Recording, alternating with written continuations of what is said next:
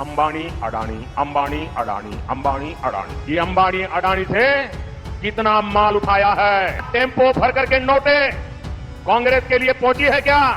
क्या सौदा हुआ है? दोस्तों नमस्कार। प्रधानमंत्री नरेंद्र मोदी चुनाव में जनता के मुद्दे छोड़कर बाकी सारे मुद्दों पर बात करते हुए दिखाई दे रहे हैं। यहां तक कि प्रधानमंत्री ने अपने करीबी दोस्तों को भी नहीं छोड़ा है। इस बार प्रधानमंत्री नरेंद्र मोदी ने अडानी पर इल्जाम लगाया है कि अडानी की तरफ से टेम्पो भर भर के कांग्रेस को पैसे पहुंचाए गए हैं, नोट पहुंचाई गई है। हाँ दोस्तों, वही कांग्रेस जिसने पार्लियामेंट में अडानी के खिलाफ प्रोटेस्ट किया था, प्रोटेस्ट करते हुए कांग्रेस के लोग दिखाई दे रहे थे। वही कांग्रेस जिसने संसद में अडानी पर जेपीसी जांच की मांग की बात कही थी, लगातार आवाज उठाते हुए दिखाई दे रही थी। राहुल गांधी ने पीएम मोदी और अडानी के रिश्ते के बारे में लगातार संसद में आवाज उठाई थी और अडानी जी कैसे इतने अमीर हो गए उस पर राहुल गांधी बोलते हुए दिखाई दे रहे थे। लगभग 40 मिनट की स्पीच पार्लियामेंट में राहुल गांधी ने दिया था। पीएम मोदी जब प्राइम मिनिस्टर नहीं थे, जब प्रधानमंत्री नरेंद्र मोदी प्रधानमंत्री नहीं थे, तब से दोस्तों अडानी के बहुत ही ज्यादा करीबी बताए जाते हैं।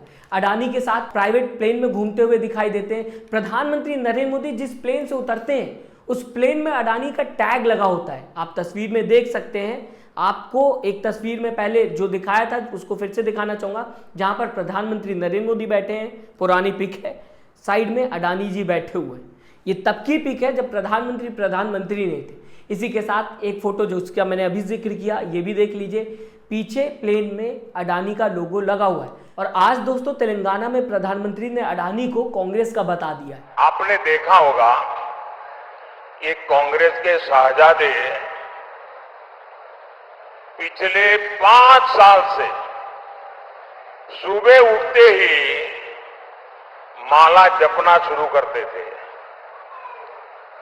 जब से उनका राफेल वाला मामला ग्राउंडेड हो गया, तब से उन्होंने एक नई माला जपना शुरू किया।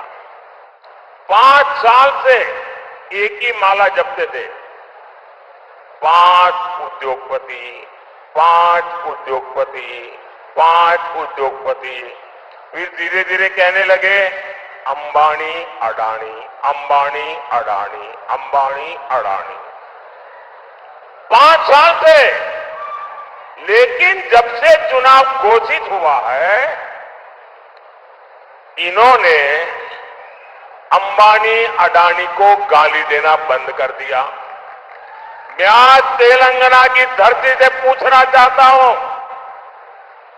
जरा एक शहजादे घोषित करें इस चुनाव में ये अंबानी अडानी से कितना माल उठाया है, काले धन के कितने बोरे भर करके रुपये मारे हैं, क्या टेम्पो भर करके नोटे कांग्रेस के लिए पहुंची है क्या? क्या सौदा हुआ है? आपने रातों रात अंबानी अडानी इनको गाली देना बंद कर दिया। जरूर दाल में कुछ काला है। 5 साल तक अंबानी अडानी को गाली दी और रातों रात गालियां बंद हो गई।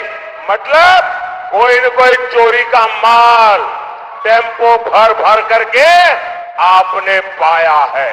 दोस्तों अगर आपने प्रधानमंत्री की इस स्पीच पे ध्यान दिया हो तो आपको काला धन सालों बाद प्रधानमंत्री के मुंह से सुनाई दिया होगा।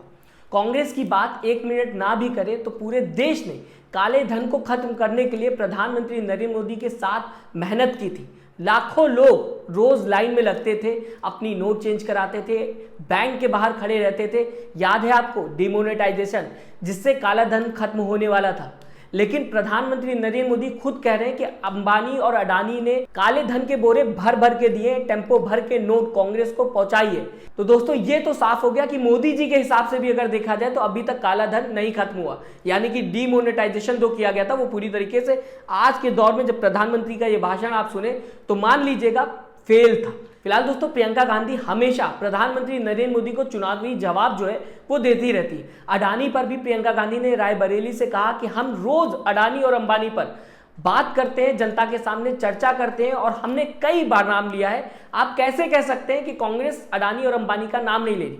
मैं चाहूंगा दोस्तों कि प्रियंका गांधी का ये जवाब जो है वो आप जरूर सुने। आज ये कह रहे हैं, भाषण में इन्होंने आज कहा है कि राहुल जी अडानी अंबानी का नाम नहीं ले रहे हैं। अरे वाह, रोज तो लेते हैं, रोज हम इनकी सच्चाई आपके सामने इनका खुलासा करते हैं।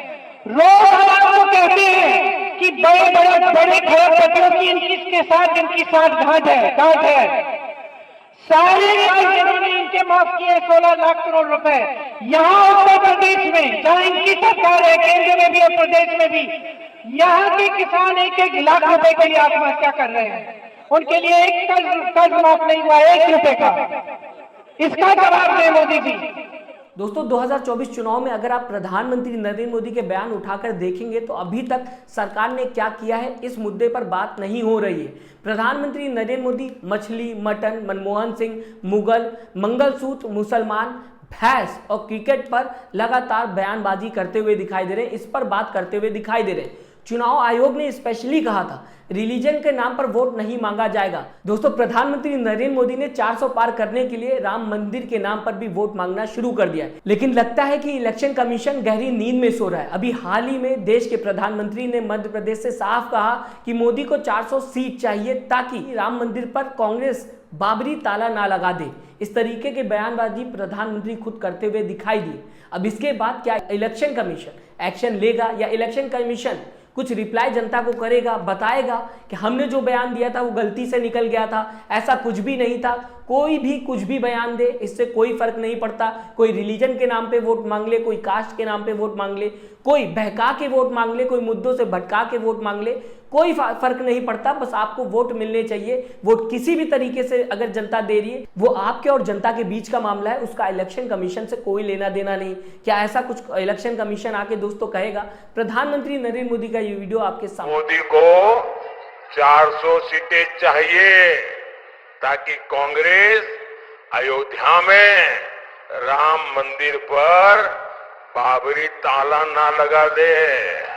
वैसे तो ये स्पीच पूरी तरीके से बेसलेस है, समझदारी से इस स्पीच का कोई लेना देना नहीं है। इंडिया में सबसे ज्यादा किसी रिलीजन की पॉपुलेशन है दोस्तों, तो हम सब जानते हैं वो हिंदू रिलीजन है। ऐसे में कोई पार्टी ऐसा क्यों कहेगी या फिर सोचेगी भी क्यों ऐसा? सिंपल सी बात है, केस सुप्रीम कोर्ट में चल रहा था और सुप्रीम कोर्ट ने ही फैसला सुना दिया। इसमें कांग्रेस का क्या लेना देना, ये बात आप समझा दीजिए मुझे। और क्या राहुल गांधी ने ऐसा कुछ कहा है या फिर प्रियंका गांधी ने ऐसा कहा है या फिर कांग्रेस मैनिफेस्टो में ऐसा लिखा हुआ है? तो ये बात प्रधानमंत्री नरेंद्र मोदी तक कैसे पहुंच गई, या फिर ये कहा जाए प्रधानमंत्री को कैसे पता चल गया कि कांग्रेस आई तो ऐसा हो जाएगा? वोट के लिए कुछ भी कहना सही हो गया है, कुछ भी बोल देना सही हो जाता है अगर आपको वोट उस बयान से मिल जाते हैं। यहां तक कि क्रिकेट टीम को भी नहीं छोड़ा जा रहा आजकल, उसमें भी रिलीजन खोजा जा रहा है, उसमें भी रिलीजन ढूंढा जा रहा है। मोदी जी ने कहा कि कांग्रेस आई तो क्रिकेट टीम में भी सिलेक्शन जो होगा रिलीजन बेस पर होगा। दोस्तों ऐसा होता तो कांग्रेस सरकार में इंडिया वर्ल्ड कप ना जीत पाती। इसी के साथ आप सबको पता है कि सालों लग जाते हैं एक अच्छा क्रिकेटर बनने में, कितनी मेहनत करनी पड़ती तब जाकर पूरे देश से एक इंसान चुना जाता है, वो भी परफॉर्मेंस के बेस पे। उसके बाद भी अगर बात की जाए पूरे देश की नजर उस इंसान पे होती है, उससे उम्मीद पूरा देश लगा कर रखता है। मगर चुनाव है, कुछ भी बोला जा सकता है। प्रधानमंत्री ने यहां तक बोल दिया कि जिसके पास 2 भैंस है, कांग्रेस अगर जीत जाती तो 1 भैंस ले लेगी। क्या जीत के बाद कांग्रेस का प्लान है डेयरी खोलने का? क्या डेयरी प्लान करते हुए दिखाई दे रही कांग्रेस सरकार? जिस तरीके से प्रधानमंत्री ने बताया कि कांग्रेस सरकार आपसे 1 भैंस ले लेगी जीत के बाद, इस बयान में कोई भी कॉमन सेंस आपको लगता है? क्या कोई कांग्रेस को भैंस दे देगा या कांग्रेस जो है वो भैंस पालने का काम शुरू कर देगी? क्या इसलिए दोस्तों लगातार कांग्रेस मेहनत कर रही है ताकि जीतने के बाद भैंस पाल सके, डेयरी बना सके?